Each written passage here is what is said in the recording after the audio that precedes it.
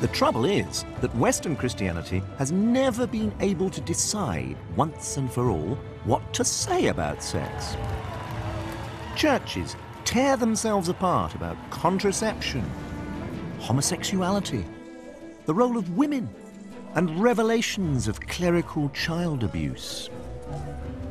In 2013, at the height of a series of Catholic sex scandals, Pope Benedict shocked the world by becoming the first pope since the 15th century to resign. While throughout the world, Anglican churches are locked in trench warfare over women bishops and acceptance of gay marriage.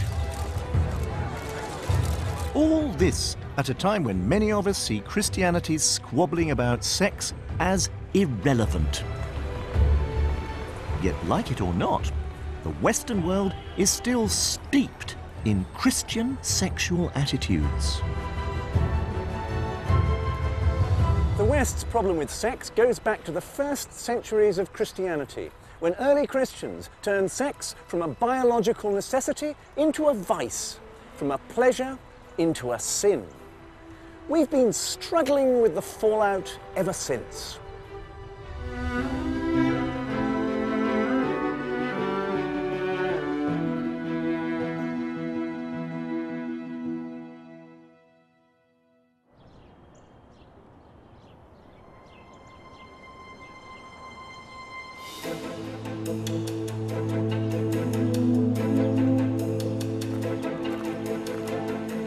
According to the Gospels, Jesus Christ had very little to say about sex. He insisted on monogamy in marriage, and he decreed that there should be no divorce. But beyond this, Jesus said virtually nothing. One story, more than any other, sums up his attitude towards sex. Jesus was teaching right over there in the Jerusalem temple, where the Dome of the Rock now stands, when a group of men dragged in a woman accused of adultery.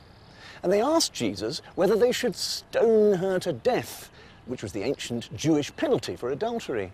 But all Jesus said was, "He that is without sin, let him cast the first stone."